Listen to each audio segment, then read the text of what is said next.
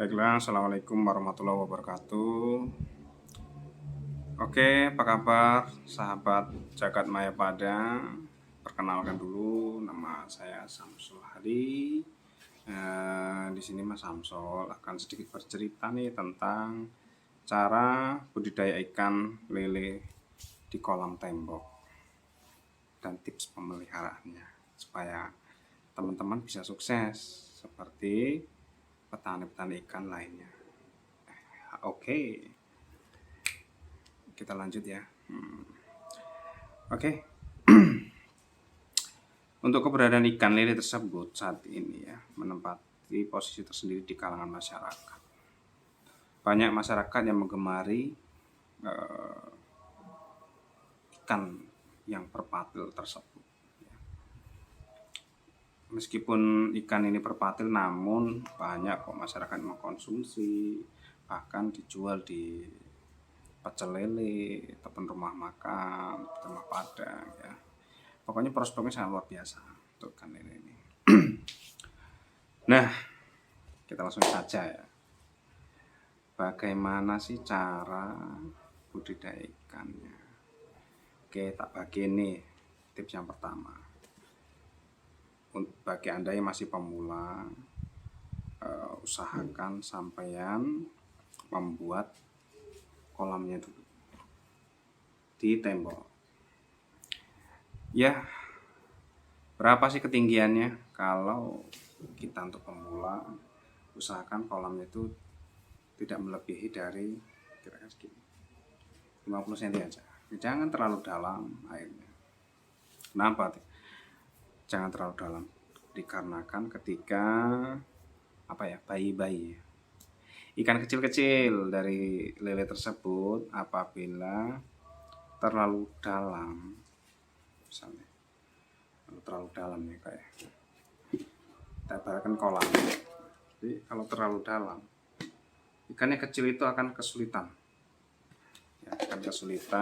dalam mengambil udara ke permukaan air.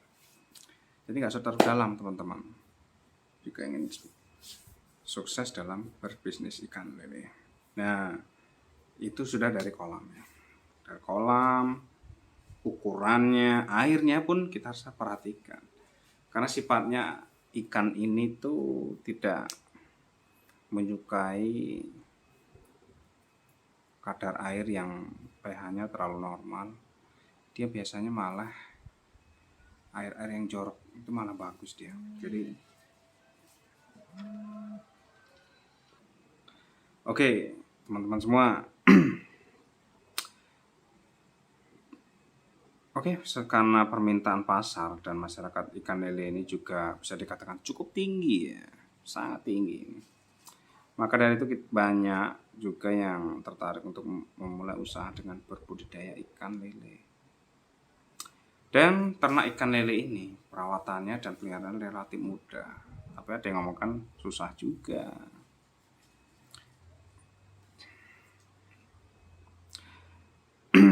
Lele juga memiliki daya tahan yang hidup yang sangat baik, tidak mudah terserang penyakit dan cepat masa panennya. Ya, ini terbilang sangat cepat. Biasanya kalau Mas Samsul itu melihara ikan lele ini biasanya paling cepat itu 45 hari sampai 3 bulan. Ingin tahu kan bagaimana cepatnya pertumbuhan ikan lele tersebut? Nah, ini tips yang Mas Samsul dapatkan berdasarkan pengalaman dan sharing teman-teman semua. Yang pertama nih, pastiin pembuatan kolam tembok itu benar-benar nyaman untuk ikan. Sebenarnya tidak perlu terlalu dalam, tidak perlu tinggi, sedang-sedang saja. Ya, minimal kedalaman tuh 50 cm. Terus lebarnya nggak perlu lebar sih. Sebenarnya 1x1 bisa untuk ikan lele.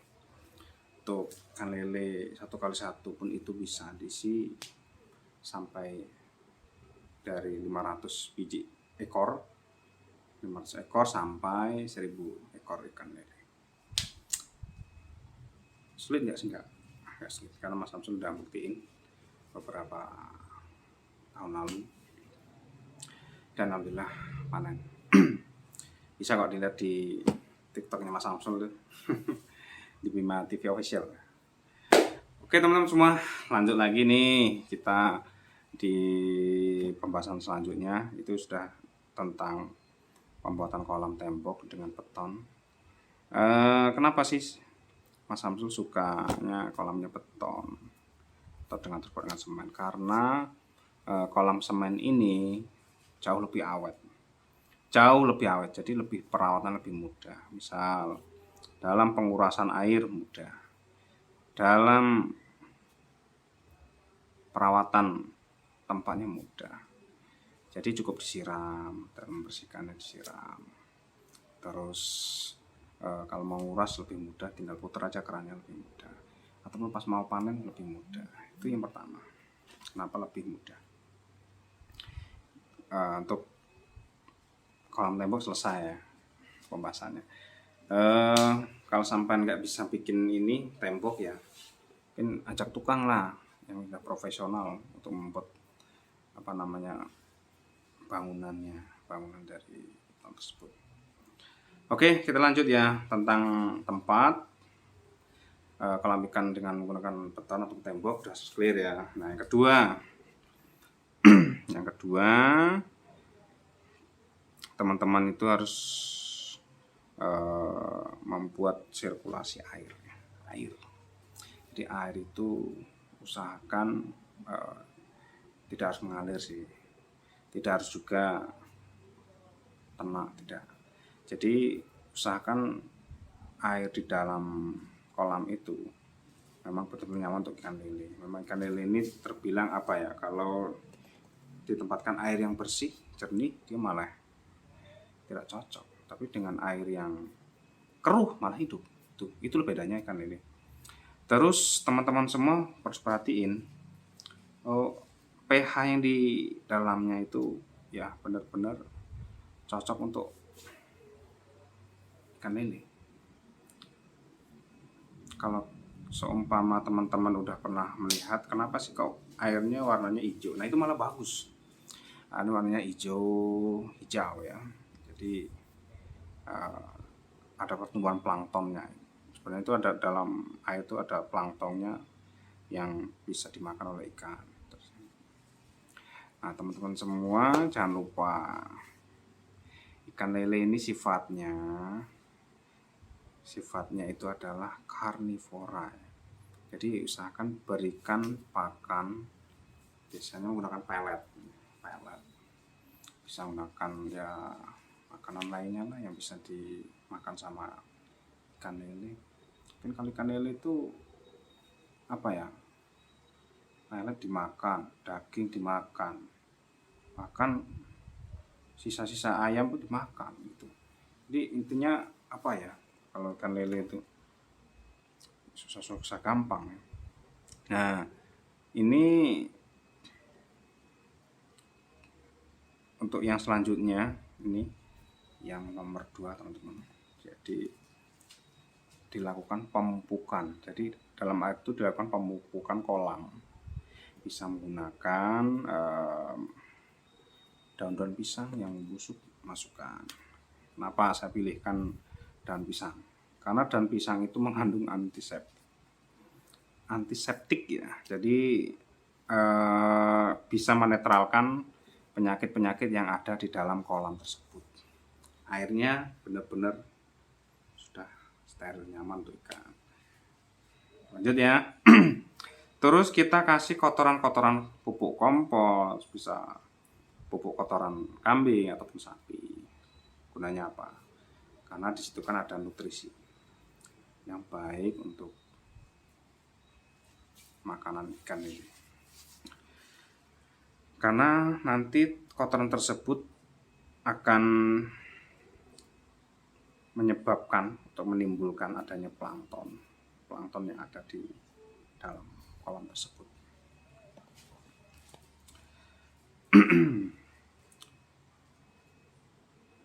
Nah sekarang poin yang selanjutnya itu tentang pembukaan selesai, tentang pengisian air ya. Pengisian air ini jangan terlalu deras juga, nanti stres ikannya. Dan juga jangan terlalu tenang, jangan juga. Jadi usahakan memang ya kira-kira airnya cukup lah untuk ikan lele. Misal kolamnya itu ukurannya 1x1, ada yang 1x3, 2x3 ya. Kalau biasanya tuh yang lebih simpel itu 2x2. Kedalamannya itu ya usahakan jangan melebihi, jangan terlalu dalam gitu ya. Airnya kita kasih maksimal tuh 30 cm dulu lah kalau untuk ikan yang baru dimasukkan yang kecil-kecil ukuran 2x3 ataupun 3x4.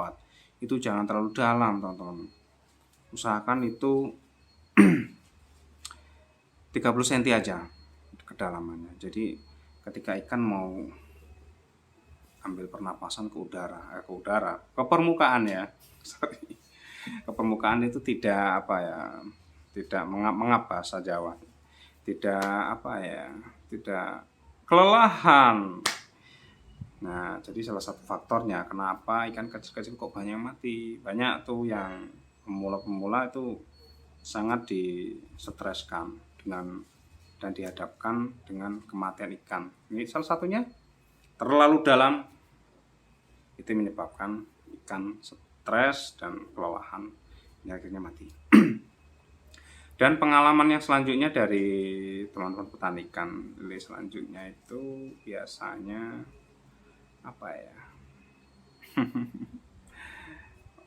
telat pakan.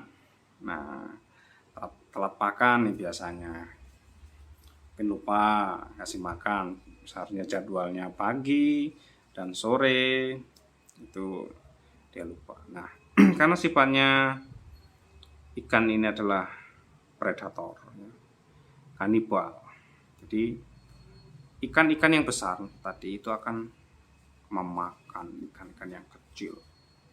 Nah, kalau teman-teman telat memberikan pakan, itu akan terjadi yang besar makan yang kecil, itu pasti akan terjadi. Nah, supaya nggak terjadi itu ya rutin pagi dan sore. Kenapa saya pilihkan pagi dan sore? Karena ikan lele itu sifatnya ususnya pendek. Kalau makan terlalu banyak nanti akan pecah perutnya. Karena pelet itu kan kalau diberikan pakan, diberikan ke ikan lele, misal diberikan sehari itu 3 kali, pagi, siang, sore ya, itu secara otomatis, secara pengalaman yang sudah baik petani maupun saya pribadi, itu akan terjadi pembengkakan dalam perut. Karena apa? Pelet itu akan mengembang dengan sangat besar sehingga menimbulkan perut itu pecah. Makanya ada ikan itu yang perutnya kembung lalu mati seperti itu. Dari air udah, pakan udah. Oh ya, ada yang tanya tentang ukuran ikan, tentang pakan ikan dari berbagai ukurannya. Sel ukuran yang 2-3 itu sebaiknya diberi pakan itu yang bisa PF 100 atau PF 500. Besar lagi nanti 34 itu bisa PF 500 ataupun PF 1000. Dilanjutkan lagi ya, nanti udah besar tambah lagi, kira-kira biasanya kalau udah 34 itu bisa ukuran jari jempol gitu ya.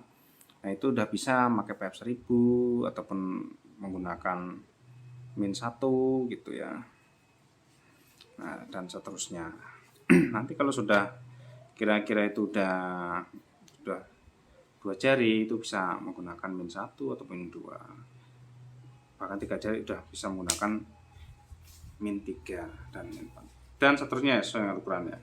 Jangan terbalik ya teman-teman, yang ukuran min 4 dikasihkan ke ikan yang ukurannya masih 23. Nanti dia yang ada bengkak ya, perutnya bengkak, mati. soal air, soal tembok sudah, soal pemberian pakan sudah berbagai ukuran. Nah, biasanya nanti akan terjadi yang namanya panen, ya. Betul nggak? Ya, kalau udah kasih pakan, dikasih vitamin, diberikan apa namanya antiseptiknya, biasanya daun pisang. Kalau kemarin tuh biasanya ya, kalau Mas Samsul memberi apa namanya ramuan tentang budidaya ikan, itu biasanya Mas Samsul tuh ada bocoran tuh. Yang pertama, Mas Samsul menggunakan 1 daun kates. Yang kedua itu menggunakan bawang putih, dan yang ketiga itu menggunakan mengkudu. Itu tumbuh dengan bagus. Nanti setelahnya kita tebarkan di kolam-kolam supaya antiseptiknya sudah masuk di dalam kolam tersebut untuk mengurangi penyakit yang ada di dalam kolam. Perlu diingat lagi teman-teman semua, untuk menambah nafsu makannya itu biasanya menggunakan tetes tebu, itu lebih lahap lagi. Nah, untuk mengatasi ikan-ikan biasanya nih perut kembung, perutnya bermasalah atau meriang, ya sama seperti kita juga, ususnya harus dirawat. Nah, teman-teman gunakan apa namanya tuh Yakult campur dengan pakan, kita kasihkan biar mereka terjaga. Itu sih berdasarkan pengalaman ya, dan ya belajar secara sistematis ya, dari pengalaman, dari buku, baca-baca selama sekolah. Jadi teman-teman semua, untuk pemeliharaan air, biasanya air nih yang sering menjadi momok kita bagi petani ikan. Itu biasanya air sangat mengaruhi. Nah, apabila air itu sudah mulai keruh banget, maka dan menimbulkan aroma yang sangat busuk ya usahakan teman-teman cepat-cepat untuk ganti airnya. Kita kuras sedikit aja, jangan terlalu habis. Nah, kita kurangi baru kita isi lagi gitu. Jadi buat ikan tuh nyaman betul gitu.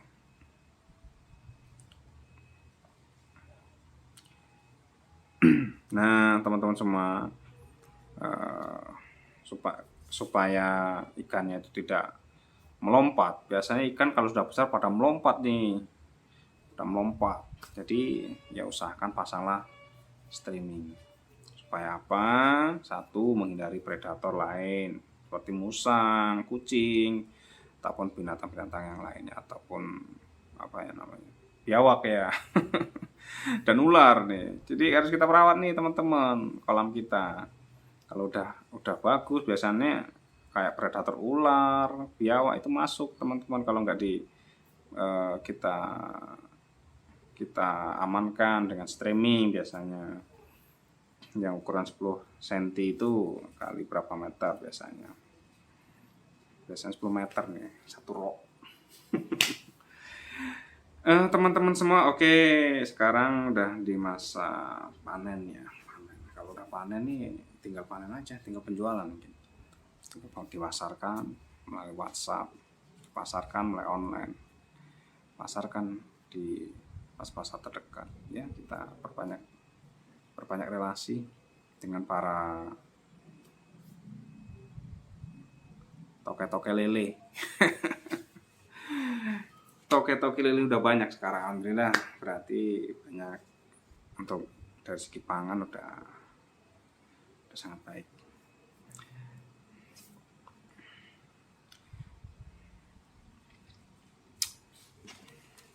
Ya, mungkin teman-teman semua, itu video singkat dari Mas Samsul ini tentang budidaya ikan lele ya, berdasarkan belajar dari sekolah dulu, tapi nggak ada dulu di sekolah, cuman belajar cara pengalaman aja sama ikutin pelatihan dari UMKM ya, pernah juga. Dan ini yang sangat luar biasa itu dari PNM ya, memberikan pelatihan yang sangat luar biasa ya. Mungkin ada yang ditanyakan untuk teman-teman, silakan tuliskan di kolom komentar Anda. Mungkin saya bisa jawab, kalau tidak bisa jawab nanti saya bawakan suhu saya untuk membantu pertanyaan saya.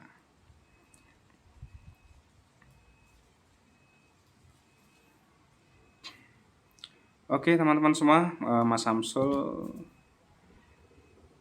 pamit undur diri. Mohon maaf apabila ada kesalahan dalam penyampaian, mungkin kurang berkenan di hati teman-teman semua, tapi insya Allah ini bertujuan untuk memberikan manfaat untuk teman-teman semua. Dan kepada Allah saya mohon maghfirahnya. Saya akhiri, billahi taufiq wal hidayah. Wassalamualaikum warahmatullahi wabarakatuh. Salam sukses kabeh. Salam sukses untuk teman semua. Yang punya usaha lancar, yang bekerja dilancarkan pekerjaannya, dan yang masih jomblo segera mendapatkan pasangan ya, pasangan halal maksudnya.